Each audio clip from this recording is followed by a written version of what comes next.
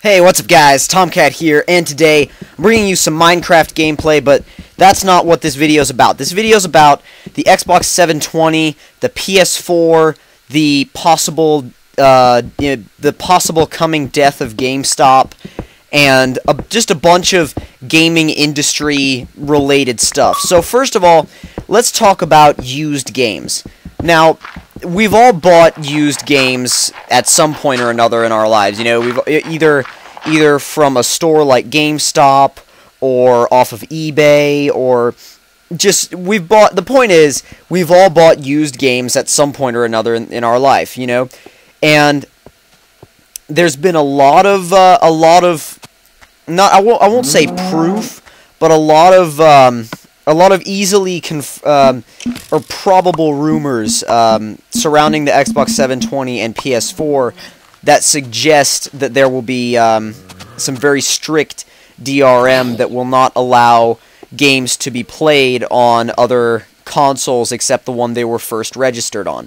Now, we don't know how this is going to be handled. We don't know if it's going to be like a code entry thing, or something where you'll have to install it to your console, and then it will be basically region locked to your console, so you won't be able to play it on any other consoles. Or maybe it will be something to do with an online connection or your account. So say if you're logged in and you create a saved file as, I'm just going to use my gamer tag for example, like say Tomcat created a saved file, you know, Tomcat 9700 creates a saved file, then automatically that region locks the game to Tomcat 9700's gamertag. You know, something like that seems very probable with the coming generations of consoles. Now, it's kind of sad though, because what it basically means is that if that were to happen, there would be no more used games. Used games would be gone completely on every system. You know, it would mean that stores like you see these little, even like little unofficial stores that aren't part of any chains, you know, that just kind of sell games, that mainly sell used games actually, they'd be completely out of business, you know, completely gone, because used games are what they do, you know. And I think that that's a sort of a mistake on, well, not exactly. I was about to say it's a mistake on Microsoft and Sony's parts, but then again, you got to think of it this way. Microsoft and Sony run a business.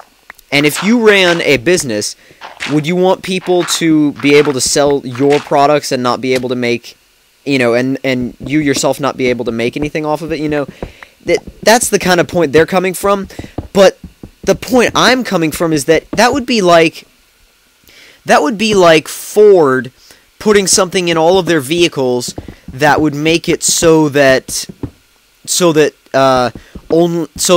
it would be registered, so you would buy it new, and then it would be locked to the first owner's fingerprints. That would be just stupid. That's what these basically not game publishers, but software developers are trying to do. They're trying to lock it to a single person, a single console, a single account, so that basically if you want a copy, you can't play your friends, and you can't go down to GameStop and buy a used copy for 20 bucks. You got to pay the full $60. And that's kind of, you know, I mean, say if you want to have a game, if you want to take a game and just try it out, you know, maybe you don't want to rent it, you want to buy it, but, you know, you don't want to go out and pay full price for it, maybe.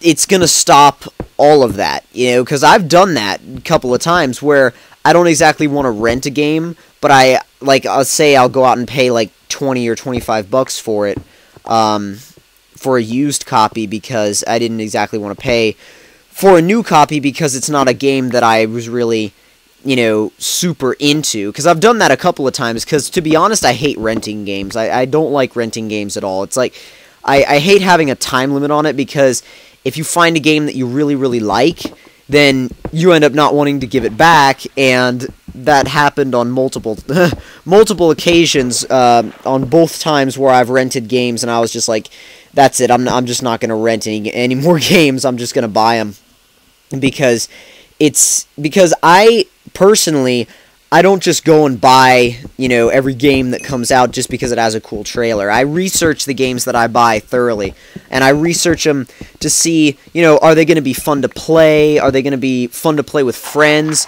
You know, if they're a single-player only game, then do they have a good story? To me, if a game is single-player only, then it's got to have a really good story. I mean, Skyrim, for example, is a great example of a single-player only game. It takes everything that you could possibly do in a single-player only game and just packs it into one complete package. Skyrim is a great game. If you haven't played it, you definitely need to get on that, because, I mean, it's the RPG of this generation. It really is the RPG of this generation. It's the defining, that genre-defining game that everybody just needs to play at least once. Now, moving on from that, another thing I wanted to talk about is Blu-ray. Now, Blu-ray has been around for a while, and as you know, back when the PS3 and Xbox 360 first came out, there was also a format, Microsoft had a format called HD DVD, which was a complete failure. I mean, I had, or still have actually, my Xbox 360 HD DVD player extension that I bought a long time ago, back when I first got my console, and the thing, I mean, the thing worked really well. I mean, hold on. Anyway, can't talk for, can't talk, I guess. Anyway, the HD DVDs, they looked great, they sounded great, but Microsoft just lost the battle to Sony with the Blu-ray discs, obviously. I mean, Microsoft, back when Sony came out with the actual DVD format, Microsoft was trying to make their own format as well, and they lost that battle too. I mean, Sony is really, when it comes to media like that, Sony usually always wins out. But anyway, that means, or should mean, that, I mean, that the Xbox 720 should play Blu-ray discs. I mean, Microsoft would be really dumb to not allow the Xbox 720 to play Blu-ray discs. I mean, if I go out and get a Blu-ray disc just because, like, I really want to see the movie in super high quality on an HD TV, let's just take an example, or give an example here, maybe, I don't know, The Dark Knight Rises, maybe. If you want to see that in HD, you know, full HD, but you only have, say, an Xbox 720, and you go out and buy a Blu-ray disc because you want the best quality, you want to be able to play that disc. You know, you want to be able to watch that movie on your console. And I think that Microsoft definitely needs to include Blu-ray playback on the Xbox 720 because it's worth it. It really is worth it. Blu-rays look great. And also, they should definitely consider transferring their their actual game disc format over to Blu-ray as well, because it can do so much. The technology is far beyond the standard DVD, which is what the Xbox 360 uses, and I think it's definitely limiting the performance of the games that are currently on it. You know, I mean, with the more space you have, the more of a game, the better of a game you can create. I mean, Forza 3 and 4 both came with 2 discs, and if they were released on Blu-ray, they would have been on 1 disc easily, with space to spare, I believe. So that's something that Microsoft definitely needs to keep in mind. And also, if you guys have anything else that you want to add, let me know in the comments below, and I may talk about it in my next gaming industry news video, because I kind of like doing these. They're kind of a nice break from the Forza videos, and, you know, they're fun to make. And I like talking about gaming industry and stuff like that. So if you guys enjoyed that, don't forget to leave me a like, and tell me in the comment section again what you thought of it. If you're new to my channel, don't forget to subscribe for more gaming news, Forza videos, and a ton more, guys. So I will talk to you guys later. Hope you enjoyed the video.